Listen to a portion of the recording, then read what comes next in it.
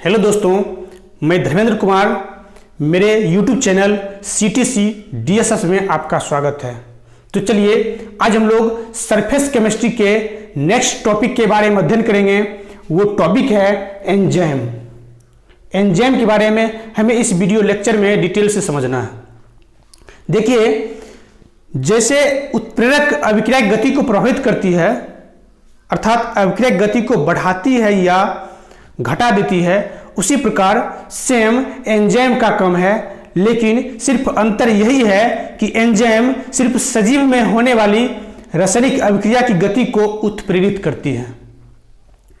Enzyme का काम है सिर्फ सजीव में होने वाली, सजीव वह पेड़ पौधे जीव जंतु जो भी हो, सजीव में जो रासायनिक अभिक्रिया होती है उस अभिक्रिया की गति को उत्प्रेरित करने का काम करती है, बढ़ने का काम करती है। तो चलिए हम लोग समझते हैं। इसका सबसे पहले इसका डिफिनेशन समझ लेते हैं।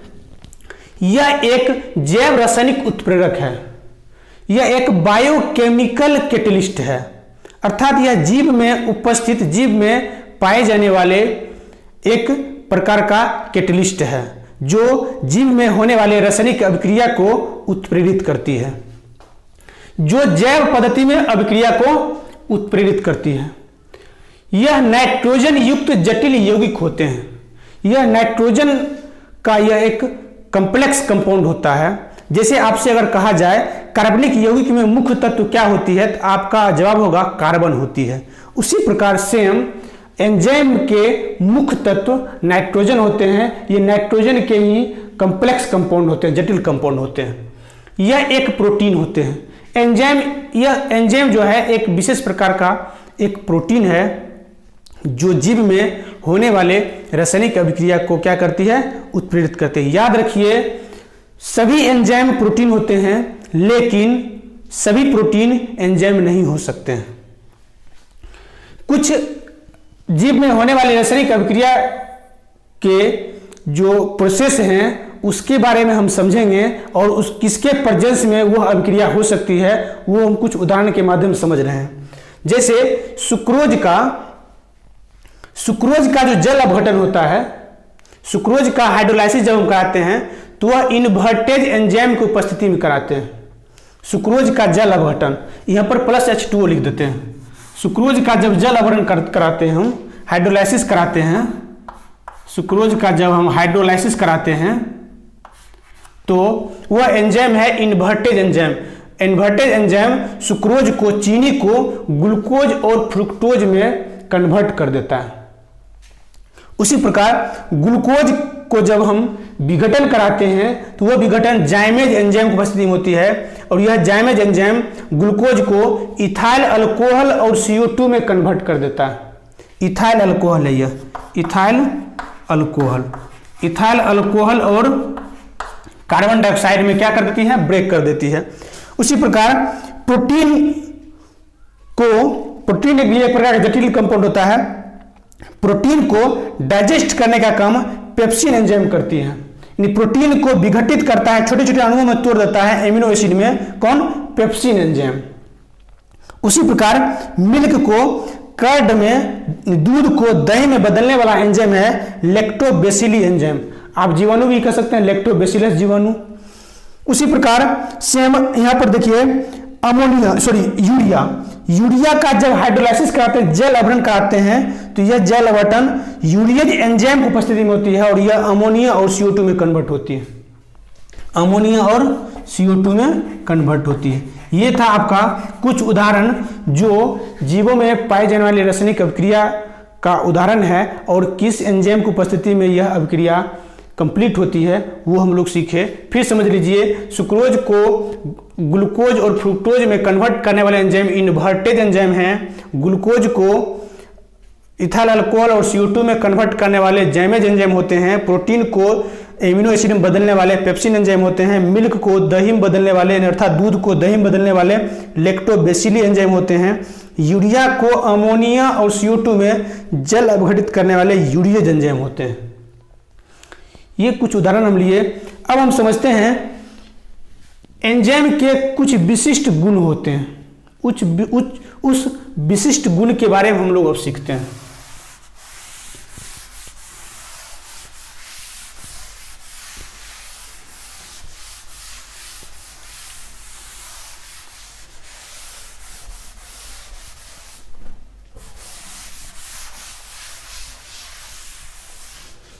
पहला इसका प्रॉपर्टीज है, यहां पर लिखते हैं एंजाइम के गुण, एंजाइम के गुण, एंजाइम के गुण। पहला प्रॉपर्टीज है अति दक्ष क्षमता, अति दक्ष। एंजाइम जो होते हैं अति दक्ष होते हैं, अति दक्ष होते हैं, हाईली कैपेसिटी होता है इसके पास, यह अति दक्ष होते हैं। अर्थात एंजाइम का जो एक अणु है वो 10 लाख अणुओं को प्रोडक्ट में कन्वर्ट कर सकता है, इतना एंजाइम के पास कैपेसिटी होती है। यानी कि एंजाइम के बहुत ही कम मात्रा एक बड़े मात्रा को प्रोडक्ट में कन्वर्ट कर सकती है, यानी उत्पाद में बदल सकती है, यानी हाईली कैपेसिटी होता है इसका, उच्च दक्ष, अति दक्ष क्षमता होती है एंजाइम के पास। दूसरा है आपका उच्च विशिष्ट प्रकृति, उच्च विशिष्ट प्रकृति, विशिष्ट प्रकृति, उच्च विशिष्ट प्रकृति। एंजाइम उच्च विशिष्ट प्रकृति के होते हैं, हाईली स्पेसिफिक नेचर के होते हैं, highly specific nature, highly specific nature के होते हैं, बिल्कुल कि हाईली स्पेशल होते हैं यह। जैसे ध्यान दीजिए एंजाइम का क्या मैकेनिज्म है, काम करने की क्या तरीका है उसका एंजाइम का। जैसे आप जानते हैं ताला में कोई ताला एक विशेष प्रकार के चाबी से ही खुलती है, दूसरी चाबी उस ताला के लिए उपयुक्त नहीं है, या नहीं वो चाबी दूसरे ताला को नहीं खोल सकती है। उसी प्रकार एक विशिष्ट अभिकारक को अर्थात सबस्ट्रेट को प्रोडक्ट में बदलने के लिए एक विशेष प्रकार के ही एंजाइम की आवश्यकता होती है, और वह एंजाइम किसी दूसरे अभिकारक को प्रोडक्ट में नहीं बदल सकती है। यानी कि ये जो एंजाइम होते हैं उच्च विशिष्ट प्रकृति के होते हैं। एक सबस्ट्रेट को प्रोडक्ट में बदलने के लिए उसी के अनुरूप एंजाइम की आवश्यकता होती है, वह एंजाइम दूसरे सबस्ट्रेट को प्रोडक्ट में नहीं बदल सकती है। जैसे एक ताला को खोलने के लिए एक विशेष प्रकार की चाबी की जरूरत पड़ती है, दूसरे चाबी से वो ताला नहीं खुल सकती है, उसी प्रकार एंजाइम सिर्फ एक ही अभिक्रिया को उत्प्रेरित कर सकती है, उसी अभिक्रिया को उत्प्रेरित करेगी, अन्य दूसरी अभिक्रिया को उत्प्रेरित नहीं कर सकती है। तीसरा गुण है ऑप्टिमम टेम्परेचर, इष्टतम ताप, इष्टतम ताप, optimum temperature, optimum temperature, optimum temperature. ध्यान दीजिए एंजाइम एक विशिष्ट ताप पर ही काम करती है, यानी कि एंजाइम की कैपेसिटी जो होती है एक विशिष्ट ताप पर अच्छी, एक ऑप्टिमम ताप पर ही अच्छे ढंग से एंजाइम काम करती है। उसके ऊपर के ताप पर एंजाइम अच्छे ढंग से नहीं काम कर सकती है, न ही उसके नीचे के ताप पर काम कर सकती है। यानी कि एंजाइम की जो क्षमता होती है इष्टतम ताप पर सबसे ज़्यादा होती है।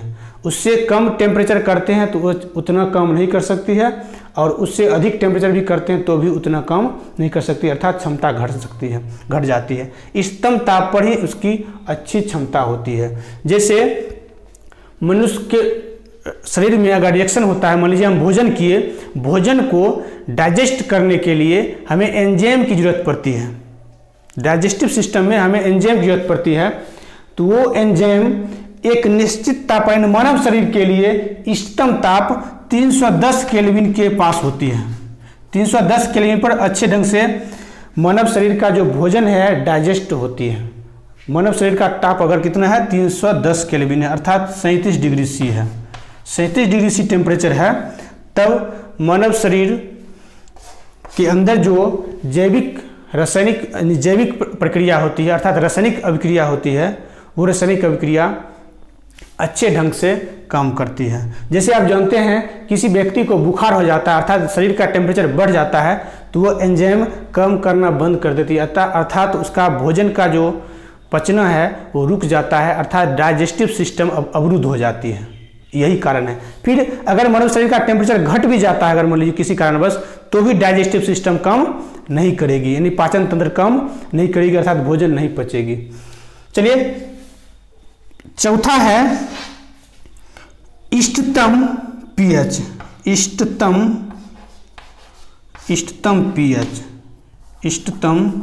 PH optimum pH.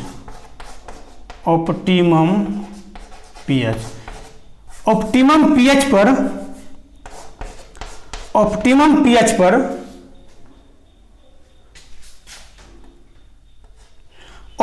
पीएच पर एंजाइम अच्छे ढंग से काम करती है यानी कि ऑप्टिमम पीएच पर एंजाइम की क्षमता सबसे अधिक होती है।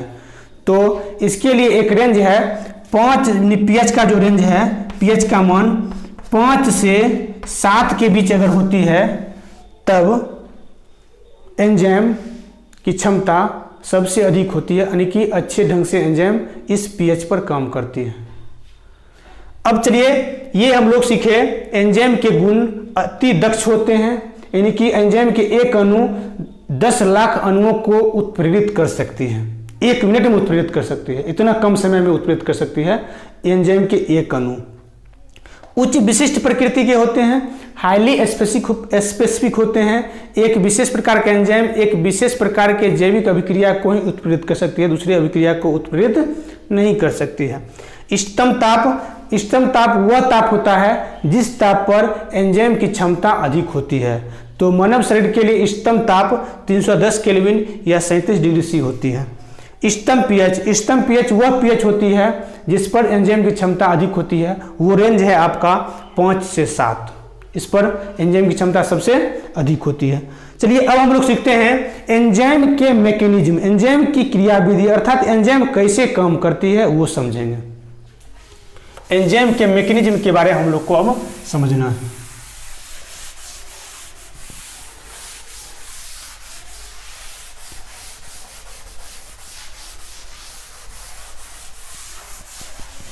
एंजाइम के क्रियाविधि, mechanism of enzyme, mechanism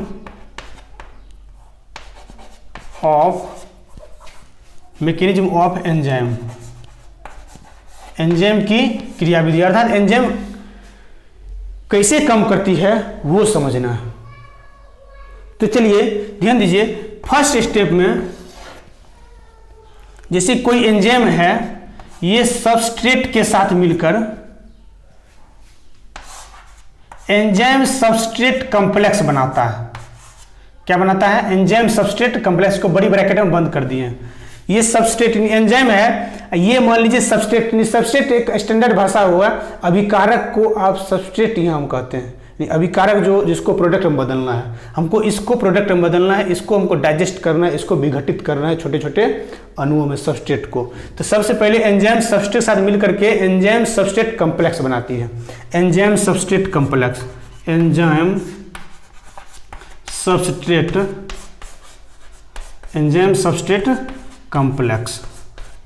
substrate complex बनाती है। सेकेंड स्टेप में एंजाइम सबस्ट्रेट कॉम्प्लेक्स जब मिलती है, यानी कि एंजाइम सबस्ट्रेट कॉम्प्लेक्स जब बन जाती है, तब वो एंजाइम सबस्ट्रेट को जो बड़े अणु होते हैं उसके छोटे छोटे अणुओं में विघटित कर देते हैं, अर्थात तोड़ देते हैं, अर्थात वह प्रोडक्ट में कन्वर्ट करते हैं उसे। यानी एंजाइम प्लस पी आपका प्रोडक्ट यानी उत्पाद प्राप्त हो जाता है और एंजाइम आपका ज्यों का त्यों मिल जाता है। ये आपका एंजाइम है, एंजाइम आपका ज्यों का त्यों मिल जाता है। ये मैकेनिज्म है आपका एंजाइम का काम करने की। यह मैकेनिज्म ध्यान दीजिए की लॉक सिस्टम पर काम करती है। किस सिस्टम पर? की लॉक सिस्टम पर। इसके लिए हम एक उदाहरण लेते हैं। जैसे ध्यान दीजिए की लॉक सिस्टम पर काम करते हैं, इसके लिए हम एक पिक्चर के माध्यम से समझते हैं।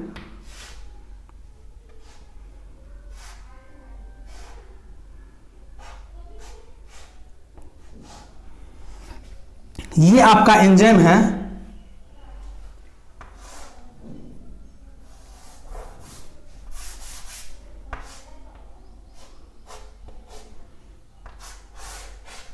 ये आपका सबस्ट्रेट है अर्थात अभिकारक है, अर्थात बड़ा अणु है, इसको छोटे अणु में कन्वर्ट करना है, इसको प्रोडक्ट में बदलना है। ये आपका एंजाइम है।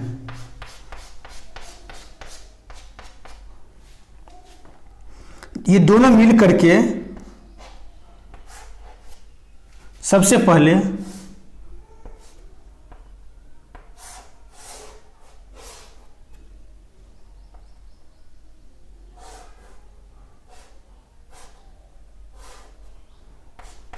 ये मिल जाती है और एंजाइम सबस्ट्रेट बनाती है। ये आपका एंजाइम सबस्ट्रेट कॉम्प्लेक्स है, एंजाइम सबस्ट्रेट कॉम्प्लेक्स बनाती है। इसके बाद जब ही एंजाइम सबस्ट्रेट कॉम्प्लेक्स बना तो एंजाइम इस सबस्ट्रेट को प्रोडक्ट में कन्वर्ट कर देती है। छोटे अणुओं में क्या कर देती है?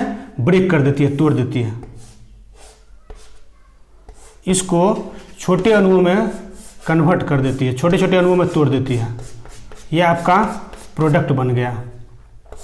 ये आपका क्या बन गया? प्रोडक्ट, उत्पाद बन गया, उत्पाद।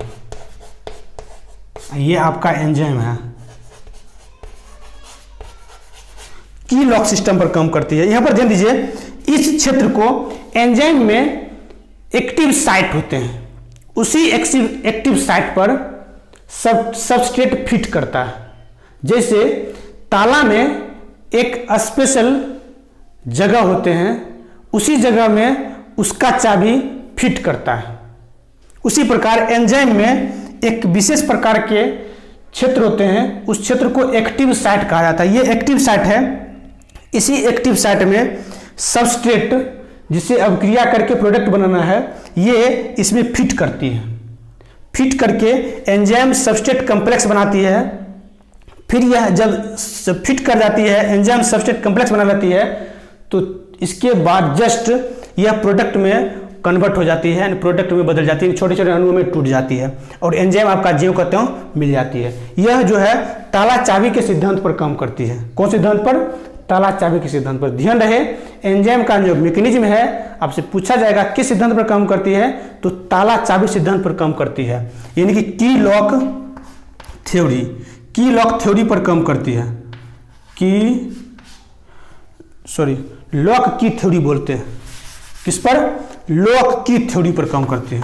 लॉक की सिद्धांत पर काम करती है। कौन? एंजाइम। ये आपका एंजाइम आपका लॉक का काम करती है और सबस्ट्रेट आपका की का काम करती है, चाबी का काम करती है। एंजाइम आपका ताला का काम करती है और सबस्ट्रेट आपका चाबी का काम करती है। देख रहे हैं, ये ताला में एक विशेष प्रकार का जगह है जिसके लिए उसी विशेष प्रकार के चाबी की जरूरत पड़ती है, तभी ही जाकर के वह ताला खुल सकती है। उसी प्रकार एक विशेष प्रकार के सबस्ट्रेट को प्रोडक्ट में बदलने के लिए एक विशेष प्रकार का ही एंजाइम की जरूरत पड़ती है और एंजाइम में उसी रूप में उसके एक्टिव साइट होनी चाहिए, सक्रिय क्षेत्र, सक्रिय केंद्र होनी चाहिए। तो चलिए, आज की क्लास में हम लोग एंजाइम के बारे में डिटेल से पढ़े। आगे की टॉपिक हम नेक्स्ट वीडियो में सीखेंगे। धन्यवाद।